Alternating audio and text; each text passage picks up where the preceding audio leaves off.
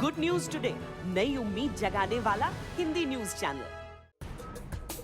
खूबसूरत वादियों और ब्लैक मनी रखने की सबसे प्रख्यात जगहों में से एक स्विट्जरलैंड एक नया प्लान लेकर आ गया है।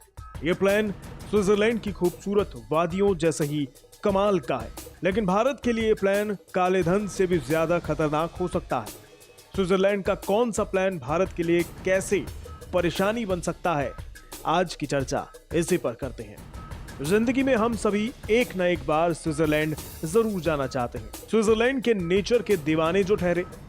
नेचर के अलावा एक बात और हम भारतीयों को स्विट्जरलैंड की तरफ खींच रही है, और वो है वहां के स्टार्टअप का इकोसिस्टम। ऐसा हम नहीं, रिपोर्ट्स बता रही हैं कि बड़ी संख्या में इंडियंस एंटरप्रेन्योर्स स्विट्जरलैंड के स्टार्टअप इकोसिस्टम का फायदा उठाने और वहां अपना नया एंटरप्राइजेस शुरू करने की तैयारी कर रहे हैं। वहीं ये खूबसूरत पर्वतों वाला देश खुद को स्टार्टअप के लिए अनुकूल और फेवरेट लोकेशन के रूप में सामने लाने में लगा हुआ है। इसके लिए स्विट्जरलैंड ने ग्लोबल लेवल पर कई काम किए हैं।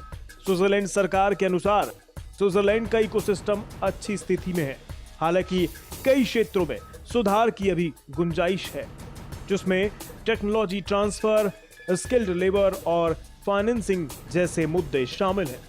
फेडरल काउंसिल ने इसके लिए EAER यानी इकोनॉमिक अफेयर्स, एजुकेशन और रिसर्च को जिम्मा सौंपा है कि वो इन क्षेत्रों में सुधार की गुंजाइश को बढ़ाए और जून 2022 तक अपनी रिपोर्ट पेश करे।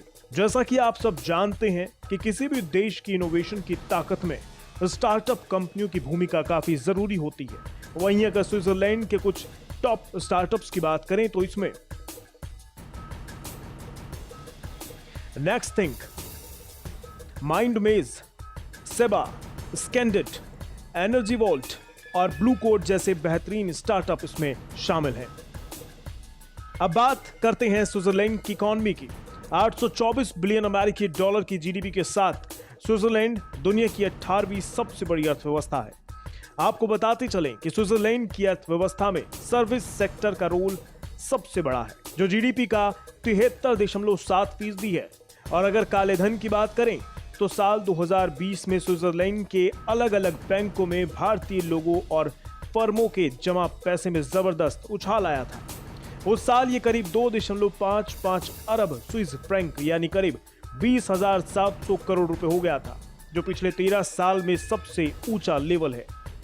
अब इतना तो साफ है कि अगर इंडियन स्टार्टअप्स स्विट्जरलैंड जाते हैं तो भारत देश के लिए ये बहुत बड़ा झटका होगा।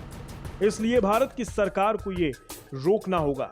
इसे रोकने के लिए अपने स्टार्टअप्स के इकोसिस्टम को दुरुस्त करने की जरूरत है। आपकी इसमें क्या राय है? क्या भारत सरकार को अपने देश के इकोसिस्टम को स्टार्टअप्स के लिए और मजबूत करने की जरूरत है? हमें कमेंट बॉक्स में जरूर बताएं।